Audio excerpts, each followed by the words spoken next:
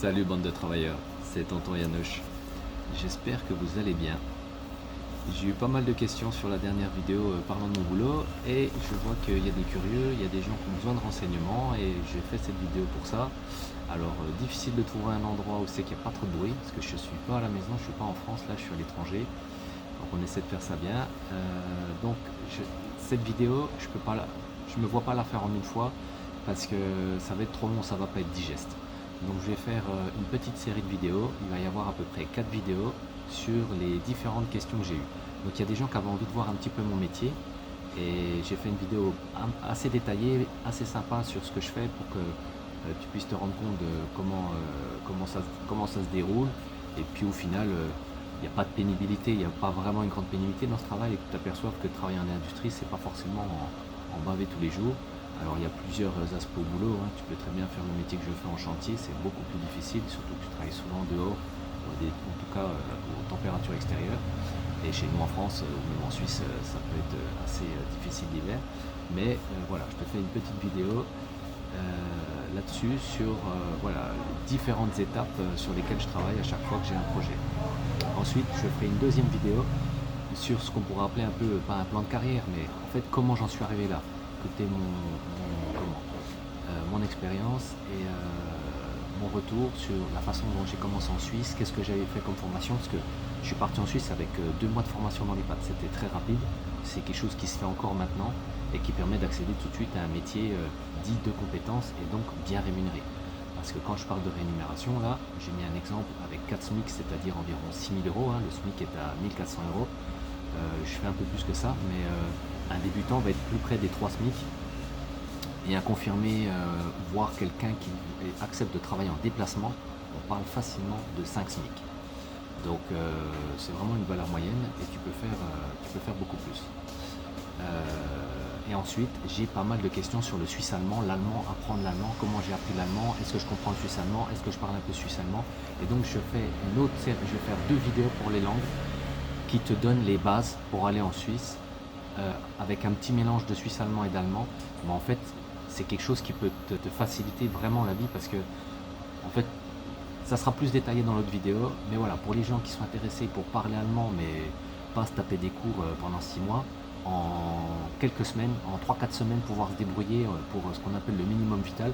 Là, je te fais plus tard 2 vidéos qui vont te permettre de tout de suite te débrouiller, tout de suite te montrer que tu es capable de t'intégrer et montrer à un employeur que ça va le faire. Tu parles pas encore vraiment allemand, mais tu te débrouilles un petit peu et on voit que tu es dans le sens voilà, tu es ouvert à l'apprentissage et que ça va se faire. Moi, ça m'a suffi largement. Je parlais quasiment pas allemand quand j'ai commencé en Suisse et ça m'a suffi en Suisse alémanique et ça m'a suffi. Donc pour les collègues qui travaillent déjà en Suisse alémanique et qui ont l'impression de ne pas s'en sortir, je donne pas mal d'astuces. Entre autres, les correspondances mots français, allemand. Il faut savoir qu'il y a énormément de mots allemands qui sont de la même famille que les mots français et aussi avec l'anglais. Donc en fait, tu connais déjà énormément de mots en allemand, mais tu ne le sais pas. Et en fait, je vais te faire une petite vidéo qui résume ça pour que tu sois juste mis au courant. Une petite vidéo que tu pourras diffuser plusieurs fois parce qu'en fait, tu connais déjà plein de mots en allemand qui se disent quasiment pareil qu'en français, qu'il y a même pas besoin d'essayer de les retenir pour les connaître, tu vas les connaître en les entendant la première fois. Ça va beaucoup t'aider. Donc je fais une toute petite pause là, on sort du sport avec ma fille, je te mets 30 secondes de notre séance pour le fun, et puis après on démarre la vidéo à mon boulot, et je te prends juste après pour faire une petite conclusion et te redonner quelques petites explications, sachant que sur la vidéo tu verras, je parle un petit peu en voix off, parce qu'il y a des moments où c'est que je te travaille, il y a vraiment trop de bruit, ça serait pénible de m'entendre parler. Alors du coup je préfère la faire en voix off, ça va te donner toutes les indications, tous les détails que tu as besoin, et tu verras, c'est pas un métier difficile, et c'est pas un métier tant pénible que ça, et en fait ça peut t'aider, tu verras, il y a plusieurs schémas pour y arriver, mais voilà, pour ceux qui avaient des questions là-dessus, ça une bonne idée de comment ça se passe et comment on fait. Voilà, j'espère que la vidéo va te plaire, je te laisse suivre.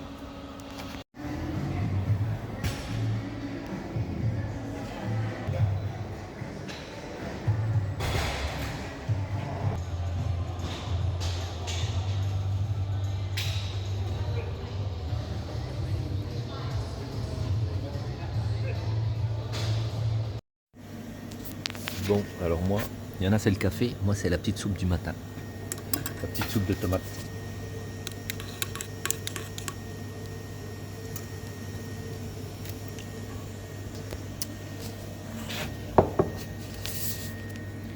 vraiment pas un pro.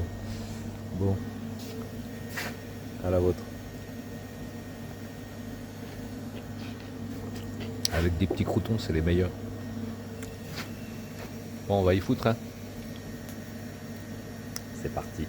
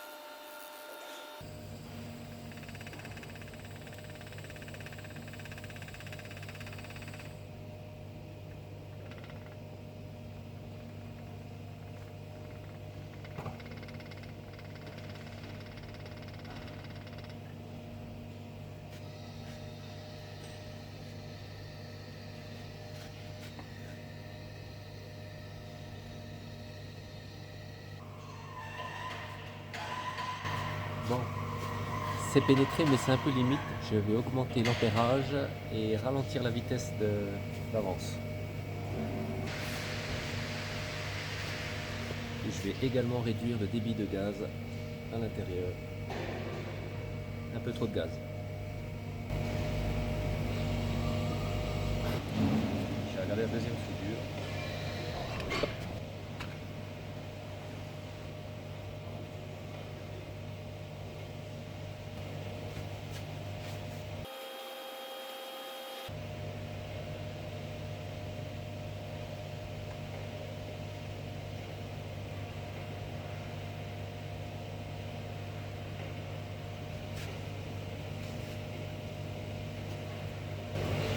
Deuxième soudure.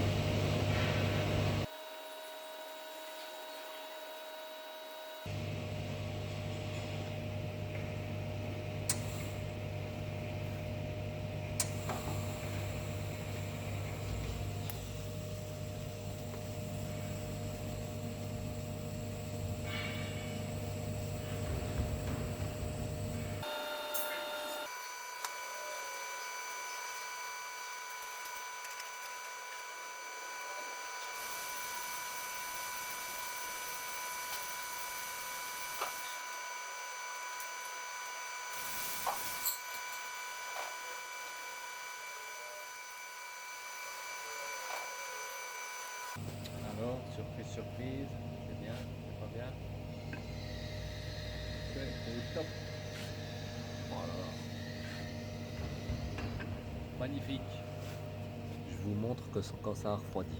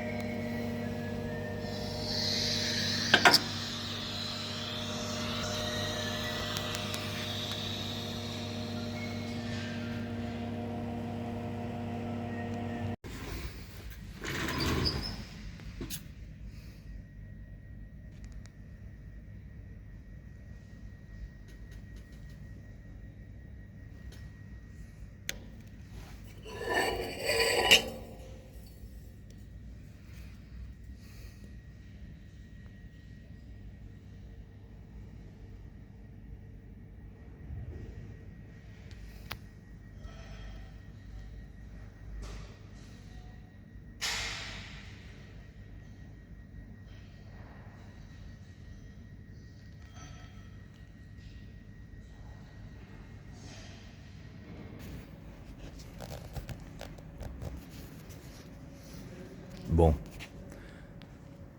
ça commence à ressembler à quelque chose. Joli petit châssis.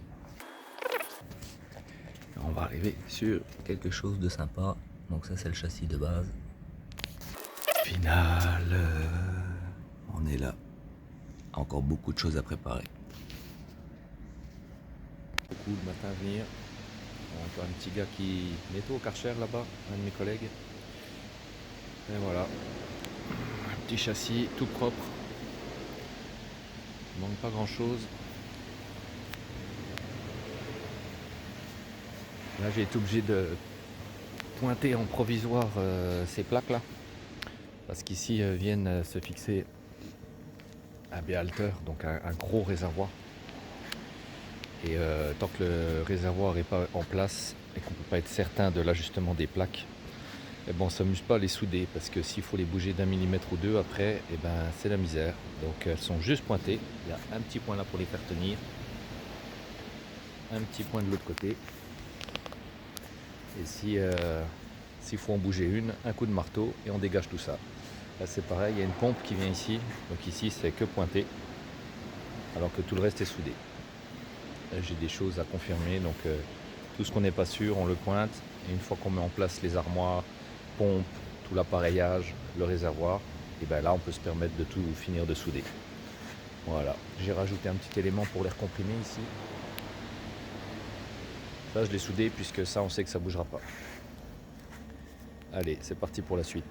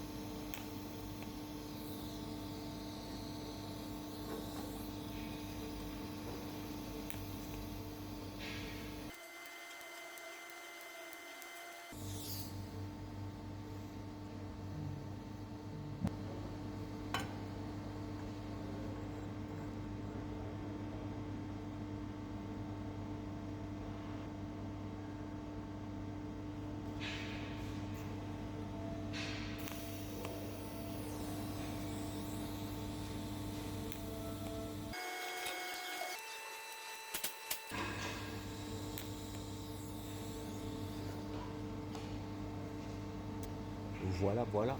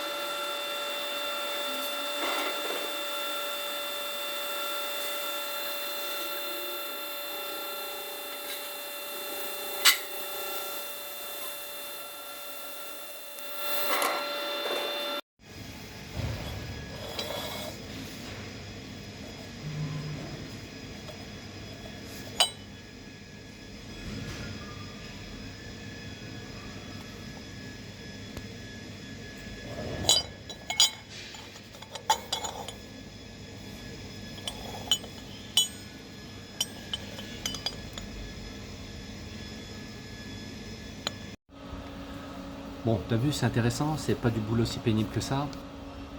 Il y aura plusieurs façons de commencer ce métier-là.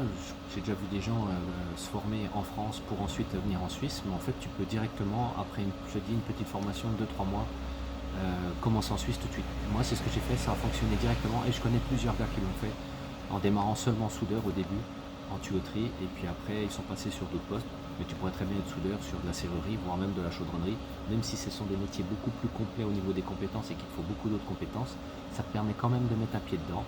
Bien entendu, quand tu démarres, tu n'as pas le salaire d'un confirmé, mais ça, j'ai pas besoin de te l'expliquer, c'est logique. Et puis, une fois que tu as le pied dedans, que tu as eu ton premier emploi, que tu dépasses les 90 jours, puisque je te réexpliquais dans la prochaine vidéo, avec le permis de travail, tu n'as pas forcément ton permis de travail tout de suite, les employeurs ne le demandent plus. Ils font une petite demande qui permet de te faire travailler pendant 90 jours et après tu enclenches le permis de travail. Et en fait tout ça ensemble va te permettre de pouvoir commencer sereinement et puis tout doucement d'acquérir les compétences que tu as besoin pour voir les salaires que je t'annonce, c'est-à-dire 4 SMIC. Ça tu peux le faire, je te garantis que c'est pas quelque chose d'impossible et ça peut se faire en très peu de temps. Voilà. Sinon j'espère que tout se passe bien de ton côté. Je vous souhaite à tous des bonnes fêtes de fin d'année. J'espère que les projets dans lesquels vous vous êtes lancés se passent au mieux. De mon côté, ça se passe bien et j'espère que pour vous aussi, ça se passe très bien. Et pour ceux qui sont encore en train de penser à lancer leur projet, ben allez-y les gars. Allez-y les gars, ça va marcher. C'est une question d'organisation, de patience, de résilience, de motivation. Et je suis sûr que tout va bien se passer. En tout cas, voilà, si vous avez d'autres questions, vous les mettez en commentaire et je ferai des réponses en vidéo sur toutes les questions que vous me posez, que ce soit sur le permis de travail, la caisse maladie, les assurances, les impôts, les déplacements en Suisse quand vous travaillez en déplacement, les différents types de travail, les différents types de boulots. Parce que je vais aussi vous faire une petite vidéo sur d'autres boulots sur lesquels vous pouvez commencer assez facilement. Il y a des métiers dans lesquels il y a une tension assez importante où les employeurs ne trouvent pas facilement des gens qui sont prêts à faire ces boulots. On ne va pas s'en cacher, c'est en général des boulots pénibles. Pour beaucoup, c'est des boulots pour travailler dehors. Mais on regardera ça vous verrez ça dans une autre vidéo. Ça vous permet de mettre un pied en Suisse, avoir votre premier permis de travail et tout de suite après, ça vous donne plus de liberté pour essayer de vous aiguiller sur quelque chose qui vous plaît plus. Il y a des fois, il faut savoir serrer les fesses pendant 2-3 mois et puis derrière ça, ça vous permet d'enclencher sur autre chose. Et puis à la limite, si vous faites un métier que vous ne connaissez pas et que vous êtes juste aide, manœuvre, c'est toujours des compétences à rajouter sur votre CV et des fois ça vous aide pour d'autres métiers. C'est pas perdu. Voilà. Je vous laisse une petite note de bonne humeur pour la fin. On est en plein road trip avec ma fille, on est en Asie. Et j'espère que vous avez bien profité de la vidéo, que ça vous a plu. Vous avez vu, j'ai mis pas mal de passages en accéléré pour que ce soit digeste parce que ça faisait au départ une vidéo de 1h30. J'ai essayé de condenser ça au plus court pour pas que la vidéo soit trop longue et que ce soit pas ennuyeux à regarder. J'espère que ça se passe bien, ça va bien se passer pour vous pour les fêtes. N'oublie pas de liker, partager et si ça te plaît, c'est que le début du projet, donc abonne-toi et la suite dans d'autres vidéos. Passez de bonnes fêtes de fin d'année.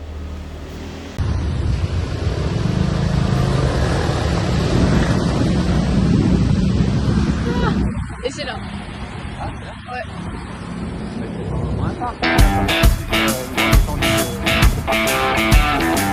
papa là, petit vlog.